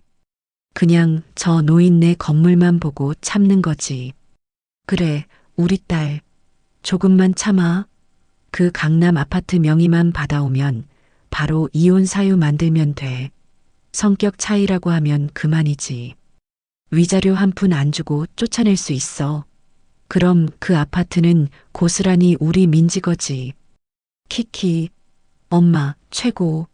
아, 진짜 그 아파트 팔아서 서울에 엄마 가게 하나 차려주고 내 동생 유학도 보내고. 아, 신난다. 얼른 내일이 왔으면 좋겠다. 그래, 오늘은 저 노인네랑 호식이 비위나 잘 맞춰주자고. 자, 우리 성공을 위해서 건배. 건배. 쨍하는 유리잔 부딪히는 소리와 함께 그들의 역겨운 웃음소리가 방 안을 가득 채웠어요. 최 실장이 조용히 녹음 종료 버튼을 눌렀어요. 회장님, 증거 완벽하게 확보되었습니다. 저는 말없이 호식이의 얼굴을 바라봤어요. 아들의 얼굴은 이상하게도 평온해 보였어요. 눈물도 분노도 없었죠. 모든 감정이 다 빠져나간 사람처럼 아주 차갑고 아주 단단한 얼굴이었습니다. 엄마, 호식이가 저를 불렀어요. 네, 아들, 저녁 먹으러 가야죠. 아들이 자리에서 일어났어요. 저 사람들이 차린 성대한 만찬. 아주 맛있게 먹어줘야죠. 그리고 내일 서울로 돌아가요. 이 지긋지긋한 연극 끝내야죠. 저는 조용히 고개를 끄덕였습니다. 이제 모든 준비는 끝났습니다. 함정은 완성되었고 짐승들은 스스로 덫 안으로 걸어 들어왔으며 그들의 모든 죄가 여기에 기록되었습니다. 이제 남은 것은 심판뿐이었습니다. 울릉도에서 돌아온 후 저는 그 역겨운 녹음 파일을 제 서재 금고 안에 고이 넣어두었어요. 그날 저녁 성대하게 차려진 만찬 자리에서 저와 호식이는 아무 일 없다는 듯이 행동했죠. 호식이는 그 차가운 배신감을 가슴에 묻고 민지에게 예전처럼 다정하게 굴었어요. 물론 영혼은 빠져 있었지만요. 민지야, 이거 먹어봐. 맛있다. 민지는 그런 호식이의 모습에 자기가 완전히 승리했다고 확신하는 듯 보였죠. 안사돈과 바깥사돈은 1억 원이 곧 손에 들어온다는 생각에 제게 연신 아부를 떨어대더군요. 사돈, 역시 사돈은 대범하셔. 우리 민지가 복이 많아. 그 가식적인 모습들을 보며 저는 속으로만 냉소를 삼켰습니다. 서울로 돌아오는 뱃길은 맑았지만 제 마음은 폭풍전 야처럼 고요했어요. 호식이는 창밖만 바라보며 말이 없었죠.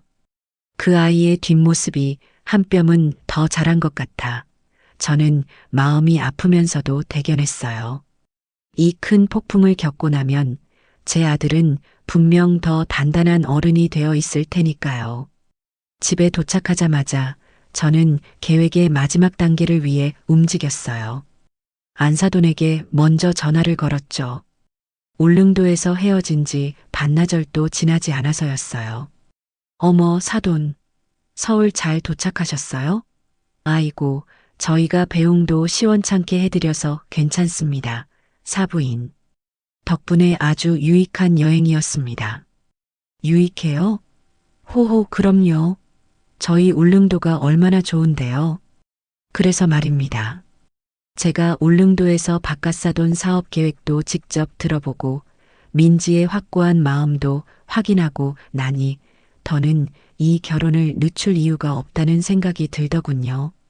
제 말에 수화기 너머의 안사돈이 숨을 멈추는 게 느껴졌어요. 사돈, 그 말씀은? 네.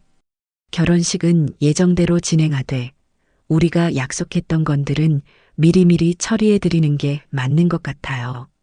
특히 바깥사돈 사업 자금이 급하시다고 하니 제가 그걸 제일 먼저 해결해 드려야죠.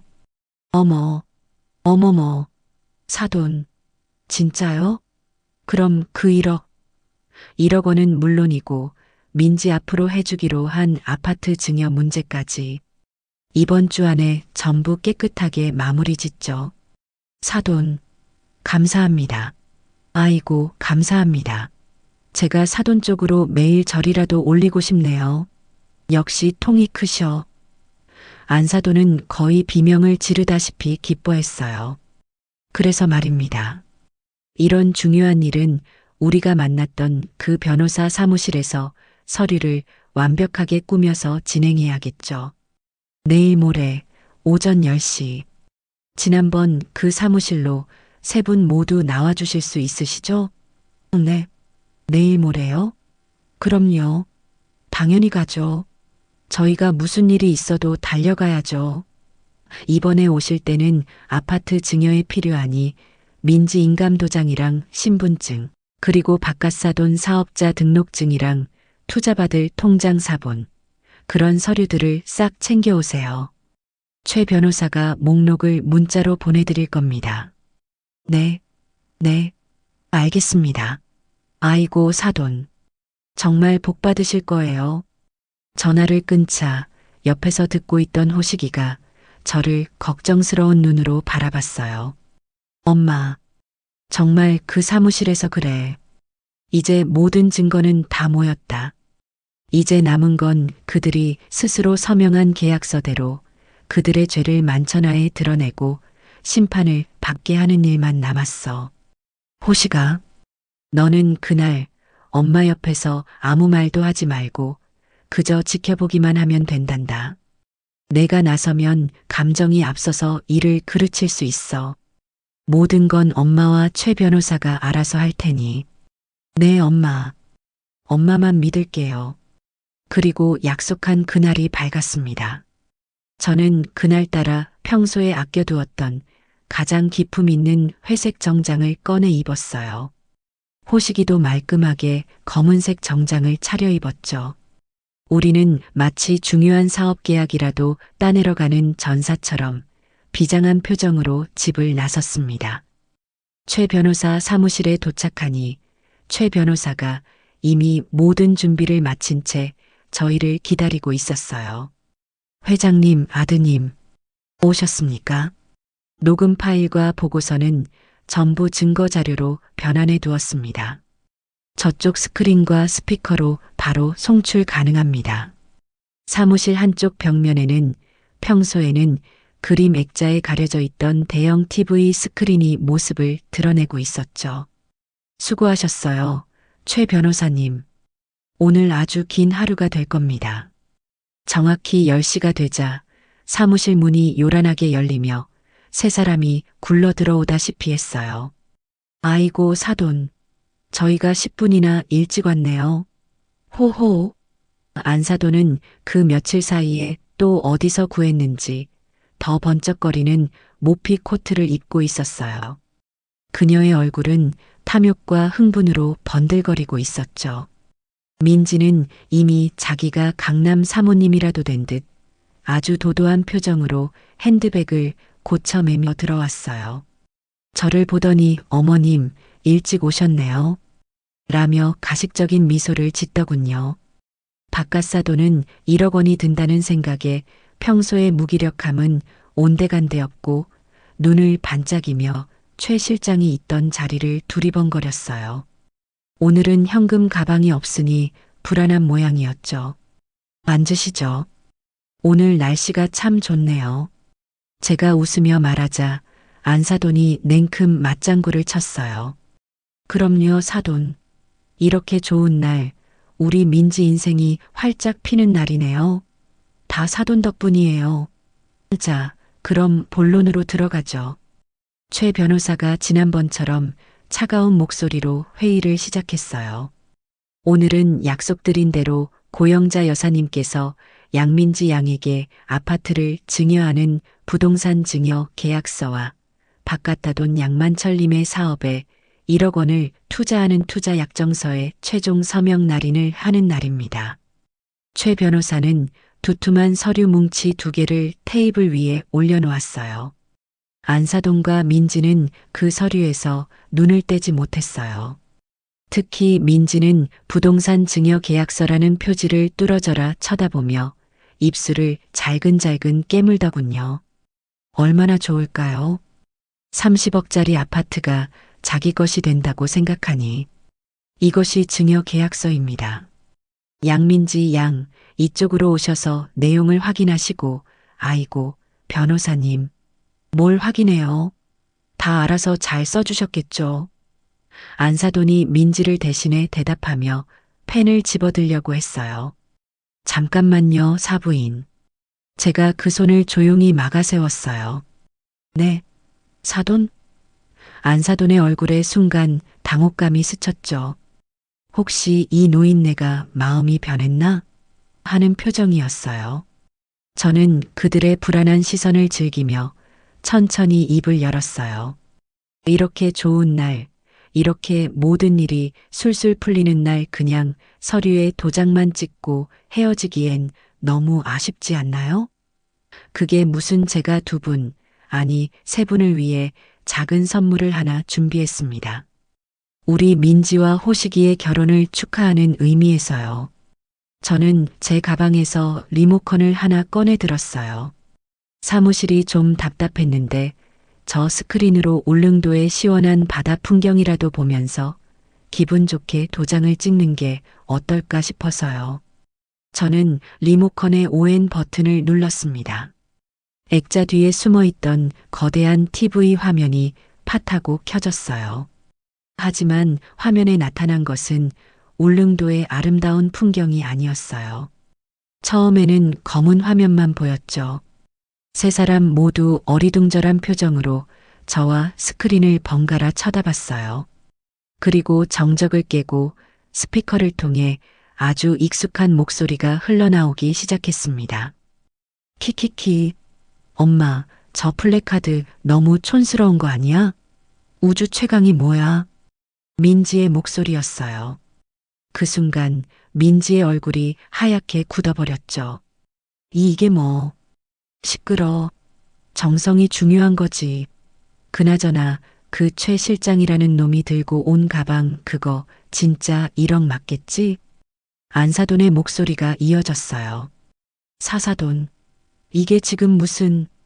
안사돈이 자리에서 벌떡 일어났지만 저는 그저 조용히 어깨를 으쓱해 보였어요. 녹음 파일은 멈추지 않았습니다.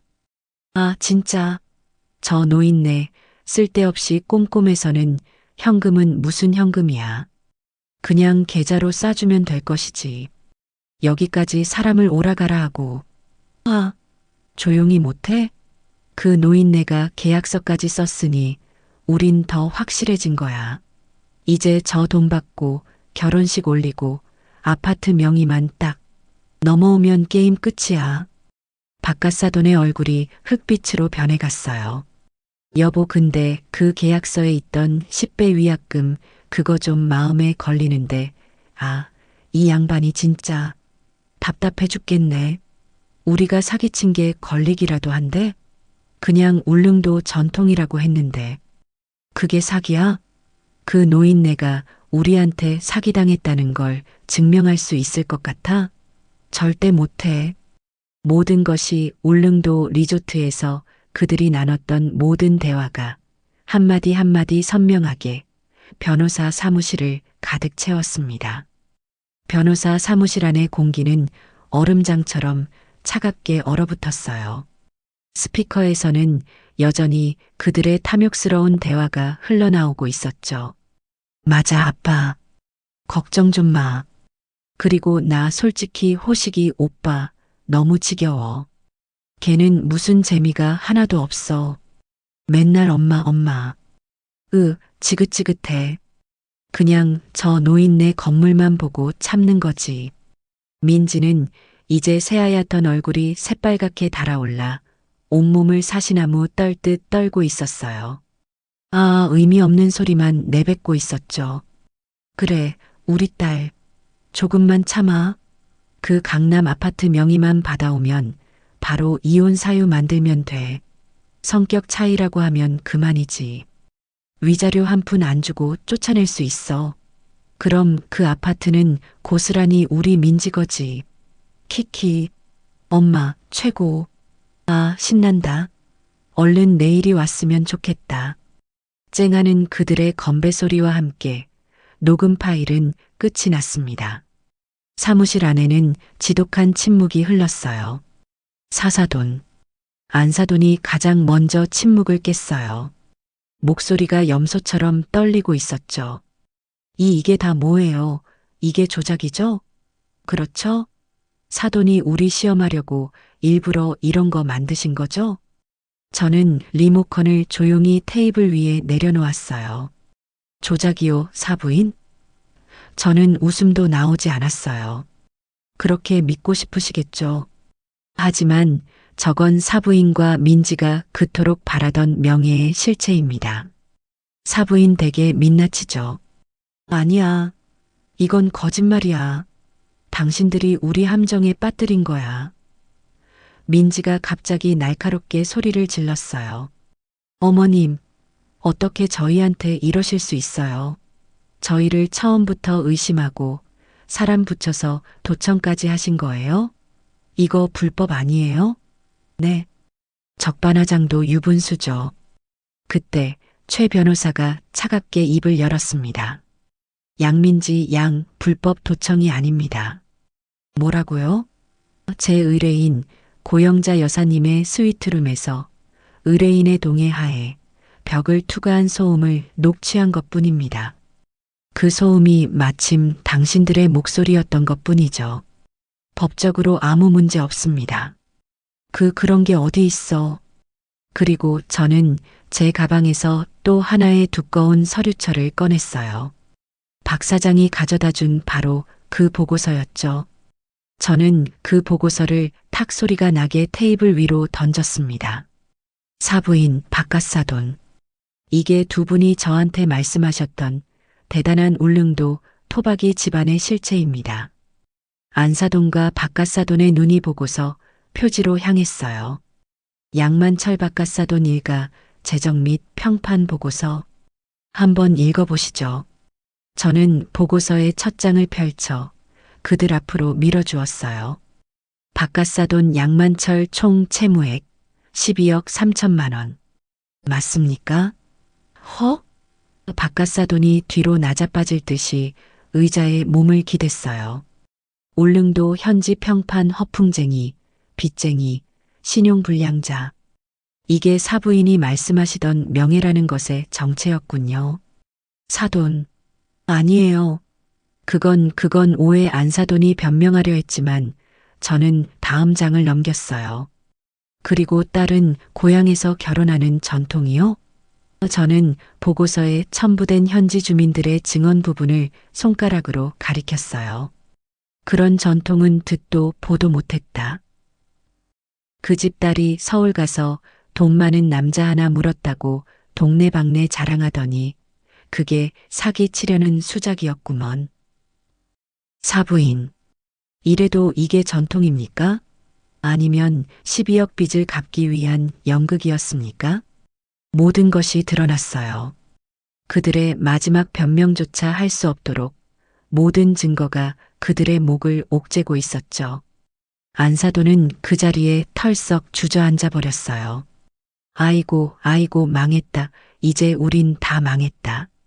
민지는 상황 파악이 덜 된 건지 아니면 현실을 부정하고 싶은 건지 저를 향해 악을 쓰기 시작했어요. 그래서 뭐, 어쨌든 우린 결혼할 거잖아. 계약서도 썼잖아. 당신이 다 해준다고 했잖아. 이제 와서 딴 말 하려는 거야? 이 사기꾼. 그때였어요. 지금까지 한마디도 없이 죽은 사람처럼 앉아있던 제 아들 호식이가 천천히 고개를 들었습니다. 호식이의 눈은 더 이상 울고 있지 않았어요. 그 눈은 제가 한 번도 본 적 없는 아주 차갑고 단단한 눈빛이었죠. 호식이가 자리에서 일어나 민지의 앞으로 천천히 걸어갔어요. 오빠? 민지가 그 기세에 눌려 뒷걸음질 쳤어요.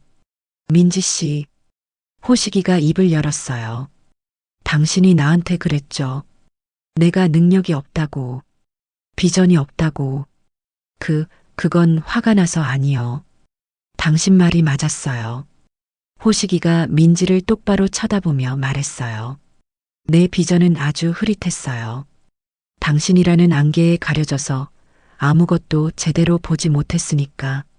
당신이 나한테 말했던 그 사랑이라는 게 결국 이거였군요. 내 어머니가 가진 건물, 내 어머니가 가진 돈, 그게 당신이 사랑했던 전부였어요. 아니야, 호식이 오빠, 나 오빠 사랑해. 정말이야. 이건 다 엄마가 시켜서 민지가 안사돈에게 책임을 떠넘기려 했어요. 닥쳐. 안사돈이 바닥에 주저앉은 채로 민지에게 소리를 질렀어요. 이게 다 너가 호식이 걔한테 미쳐서 시작된 일이잖아. 어머, 엄마가 나보고 돈 많은 남자 물어오라고 했잖아. 모녀가 서로의 머리채라도 잡을 듯이 싸우기 시작했어요. 됐습니다. 호식이의 차가운 한마디가 그들의 싸움을 멈췄어요. 양민지 씨, 당신이 나한테 말했죠. 이런 푼돈에 벌벌 떠는 집안이랑은 명예가 안 서서 결혼 못 하겠다고. 그 말 지금 내가 당신한테 돌려줄게요. 호식이는 제게로 돌아와 제 옆에 섰습니다. 당신처럼 명예가 뭔지도 모르고 사랑을 돈으로만 계산하는 천박한 집안과는 우리 집안 명예가 서질 않아서 결혼 못 하겠습니다. 이 결혼, 오늘 지금 이 자리에서 없던 일로 하죠. 아들의 단호한 선언이었어요. 그 순간 민지는 모든 것이 끝났다는 것을 깨달은 듯 했어요. 안 돼. 민지가 호식이의 다리를 붙잡으려 했어요. 오빠, 잘못했어. 내가 다 잘못했어. 제발 용서해줘. 나 오빠 없으면 못 살아. 네. 오빠, 어머님, 제가 죽을 죄를 졌어요. 제발 한 번만 용서해 주세요. 제가 평생 어머님 종처럼 살게요. 네. 안사돈도 무릎으로 기어와 제 구두를 붙잡았어요. 사돈 아니 회장님, 제가 잠시 돈에 눈이 멀어서 우리 바깥 양반 빚 때문에 제발 이 일만 덮어주세요. 저희가 다 포기할게요. 그냥 조용히 울릉도로 내려갈게요. 바깥사돈도 그제야 정신이 들었는지 제 앞에 엎드려 머리를 조아렸어요. 죄송합니다. 다 제 잘못입니다. 사무실은 순식간에 눈물바다가 되었어요. 그들의 비굴한 용서가 귓전을 때렸죠. 저는 저를 붙잡은 안사돈의 손을 차갑게 뿌리쳤습니다. 사부인, 용서요? 덮어달라고요? 저는 조용히 자리에서 일어났어요.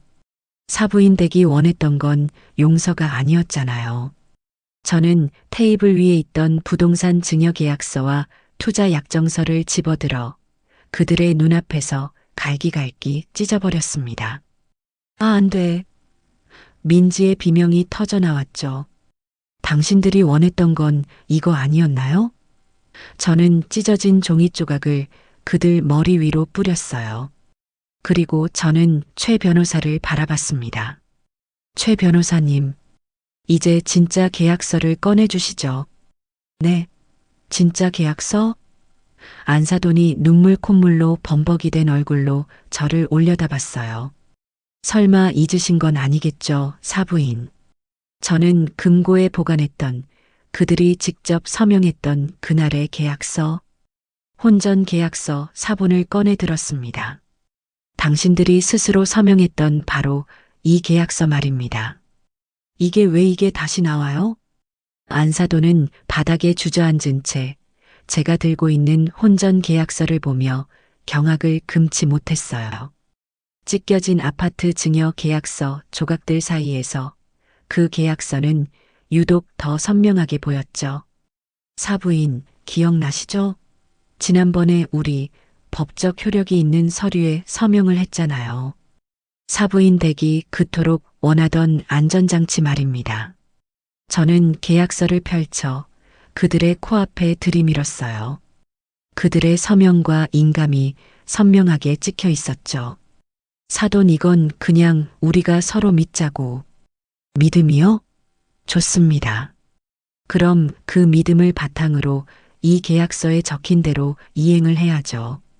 저는 계약서의 5조 2항을 손가락으로 짚으며 그들이 들을 수 있도록 큰 소리로 읽기 시작했어요.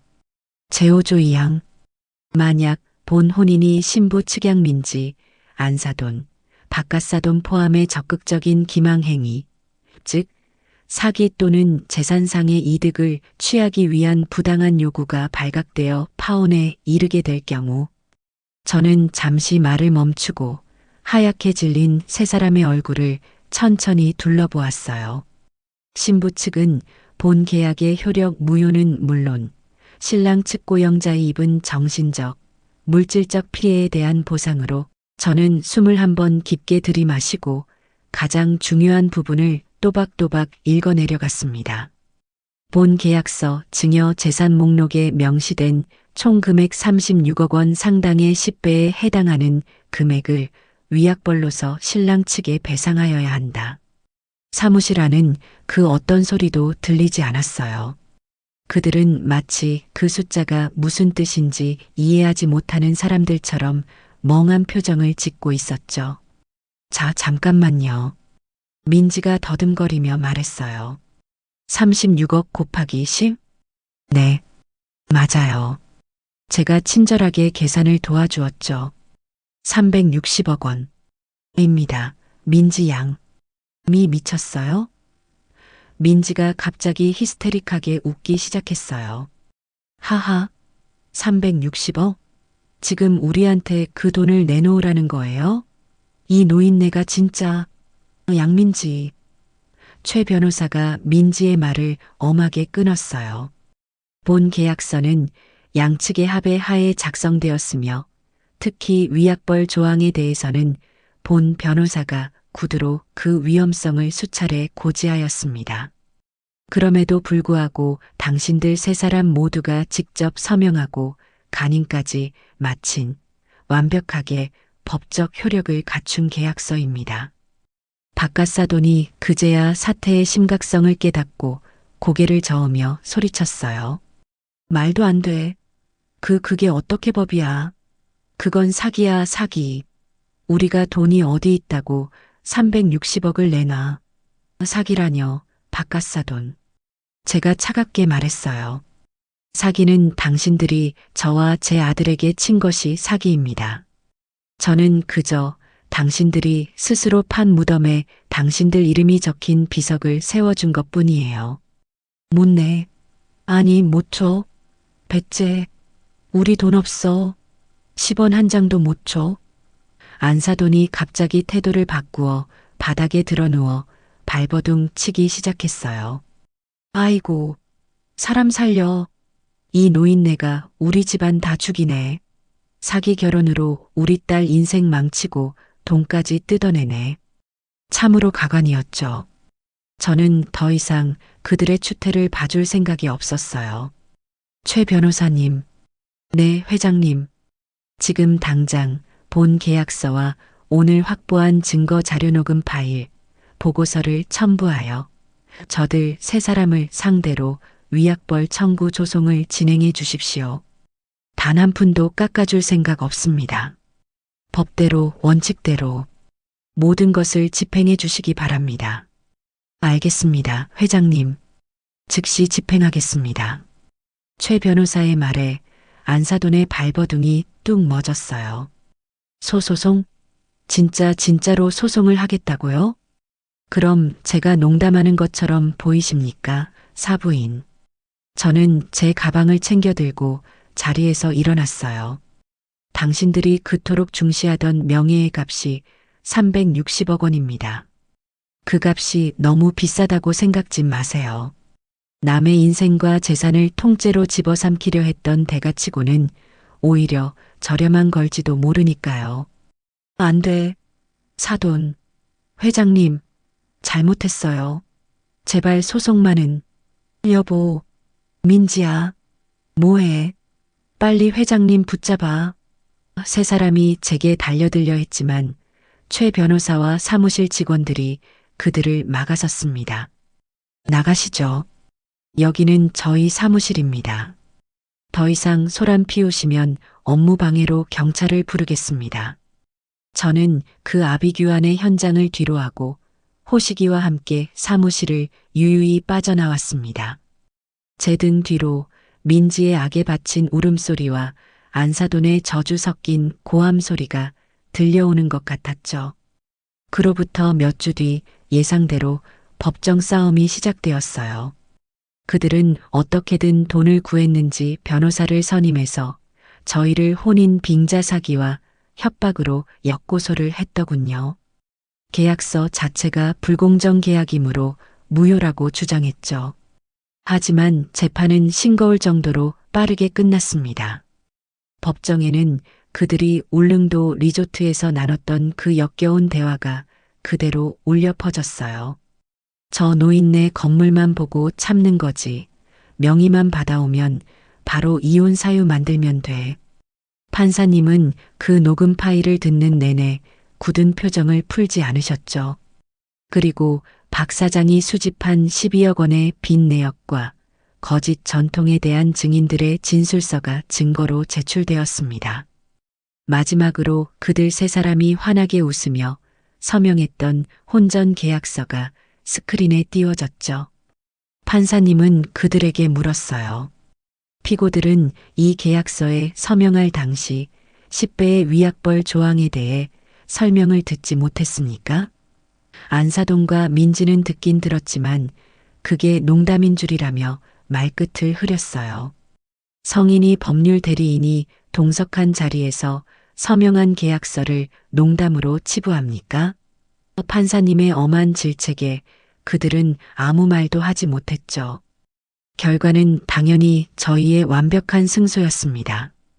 법원은 그들의 혼인 시도가 적극적인 기망행위에 의한 사기임을 인정했어요.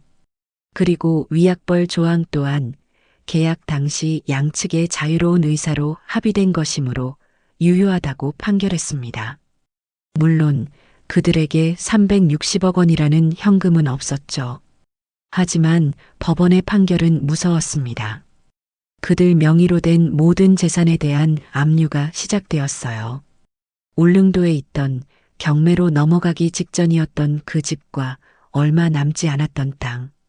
안사돈이 가지고 있던 얼마 안 되는 예금 민지가 그동안 명품을 사모으느라 들었던 적금 통장까지 모든 것이 법원의 집행하에 저희 쪽으로 넘어왔습니다. 그들이 손에 쥔 것은 전 재산을 털리고도 남은 수백억 원의 빚뿐이었죠. 박 사장에게서 들은 소식에 의하면 그들은 울릉도에서도 쫓겨나다시피 야반도주를 했다고 해요. 빚쟁이들과 법원의 압류를 피해 지금은 어디서 뭘 하는지조차 알 수 없게 되었죠. 그토록 입에 달고 살던 명예는커녕 인간으로서의 존엄조차 지킬 수 없는 나락으로 떨어진 겁니다. 모든 일이 끝나고 저는 호식이와 함께 조용한 한정식 집에서 밥을 먹었어요. 그 요란했던 상견례와는 달리 아주 조용하고 따뜻한 식사였죠. 엄마, 호식이가 제게 수저를 놓아주며 말했어요. 정말 죄송했어요. 그리고 고맙습니다. 됐다. 밥이나 먹자. 아들, 저 이제 정말 알 것 같아요. 엄마가 왜 그렇게 명예라는 말을 싫어하셨는지. 저는 웃으며 아들의 밥그릇 위에 반찬을 올려주었어요. 호식아, 진짜 명예는 말이다 울릉도에 있지도 않고 비싼 결혼식에 있지도 강남 아파트에 있지도 않아. 그건 그냥 매일매일 성실하게 내 밥벌이하고 내 가족 속이지 않고 내 양심에 부끄럽지 않게 사는 거. 거기에 있는 거란다. 제 아들은 그날 밥을 2그릇이나 비웠어요. 아들의 얼굴은 사랑을 잃은 슬픈 얼굴이 아니라 큰 병을 이겨내고 다시 일어선 사람처럼 아주 건강하고 씩씩해 보였습니다. 저와 제 아들은 그렇게 아주 비싼 전통의 대가를 치르고 진짜 평화를 되찾겠